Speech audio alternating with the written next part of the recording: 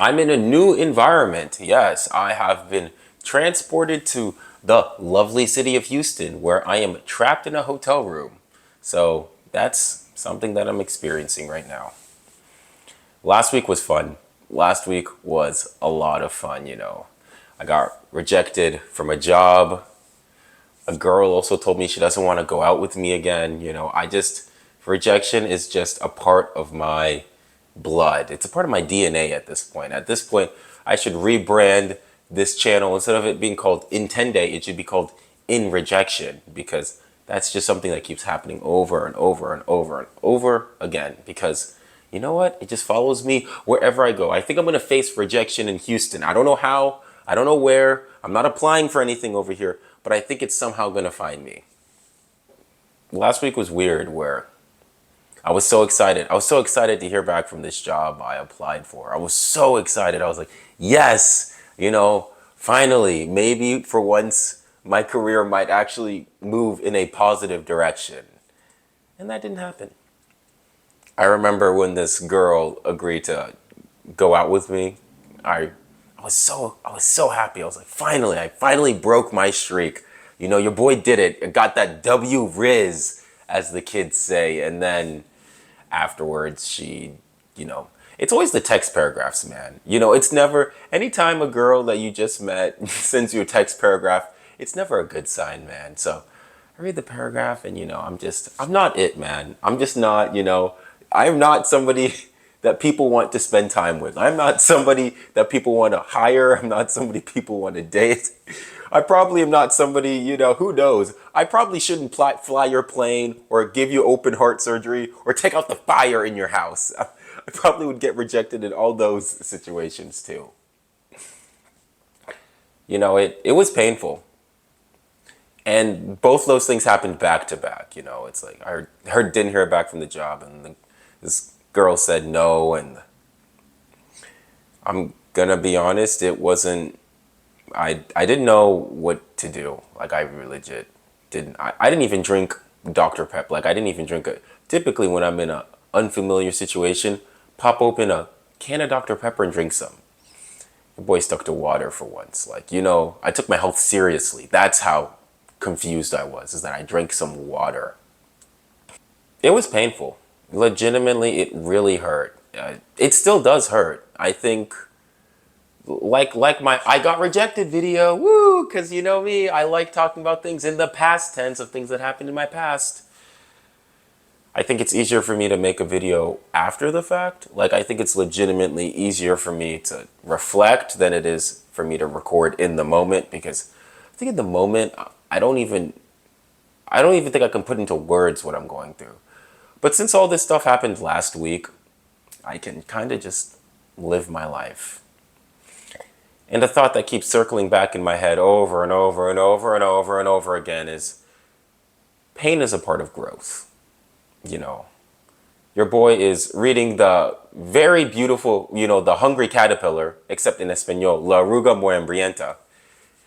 And it's about a caterpillar who's very hungry, and likes to eat Swiss cheese, likes to eat chocolate cake. It's weird because I'm translating it, because I read the book in Spanish, so it's weird translating it. I'm like saying beso choco de chocolate queso sizo, and I'm like, oh wait, no, I need to like say a slice of chocolate cake. I need to say a slice of Swiss cheese. I can't be saying the things in Spanish, but neither here nor there. The Very Hungry Caterpillar is about a very hungry caterpillar, and he also goes through pain. He actually gets a stomach ache because he was so hungry, and then he ate so much, and then he took his health seriously and ate some green leaves. I don't know why. There's something about, in a confused state, you probably should take your health a little seriously. And it helped. It actually helped him.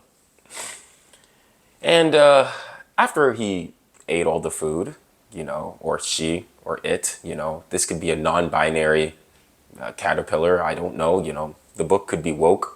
Doesn't really gender the caterpillar. Well, the Spanish genders the caterpillar, but we're not going to get into that. But the caterpillar has to build a cocoon, and then it becomes a butterfly. Now, I don't know what stage of growth or pain that I'm at. I just don't know. I don't know if I'm still in the hunger phase. I I finally decided to drink some water and eat a green leaf. I don't know if I'm in the cocoon, and I don't know if I'm definitely not a butterfly. Definitely not a butterfly. But, you know, this pain that I'm feeling is real. It's legitimately real. I wake up, I feel it, I'm reminded, I feel it. ChatGPT somehow, I'm just, I'm trying to get my homework answers. And it's like, hey, did you remember that, you did not get the job? And also, this girl doesn't want anything to do with you. Like, I don't know how it does it unprompted. That's the real Skynet. Is ChatGPT reminding you of your failures unprompted? And I don't feel like I'm growing. I actually feel like I'm going backwards. I feel like I have less. I legitimately feel like backwards, like I have somehow less than I did when I started. I feel all those things, and yet I'm somehow here. Woo! I thought more rejection, more job rejections, more romantic rejection. I thought I would somehow get thick skin and that nothing could bother me. And that could not be farther from the truth, where I think since I'm noticing I'm the common denominator, I'm the one that keeps facing all these failures, it really makes me wonder, am I doing something fundamentally wrong? Like, am I legit? Is my whole process wrong? And I can't answer that. I legit can't answer that. I don't have the tools to answer it, and I don't know if what I'm doing is really going to yield any results that I want. But I think while all this pain is still in real time, because I have to deal with the fact of, okay, I might not find a software engineering job. I also have to deal with the fact that, another rejection, another like romantic rejection, where it makes me wonder, okay, like, am I lovable? Like, all these like bleh kind of questions, which I'm not really ready to deal with. But I know that tomorrow is going to happen. Hopefully the sun rises. I don't think climate change is that crazy that the sun doesn't rise. But who knows? I don't know. Maybe the sun doesn't rise in Houston 2 days in a row. I don't know how things work around here. The sun's going to rise. The sun's going to set. There's still going to be humidity because, Houston's got a lot of humidity. And, I'm going to take it from there. I'm legit going to take it from there. I don't really have, all the answers. I actually don't really have any answers, but I just went through an unpleasant experience, and I just am still standing. That's really all I really know, is that, okay, like, these things happen. Like,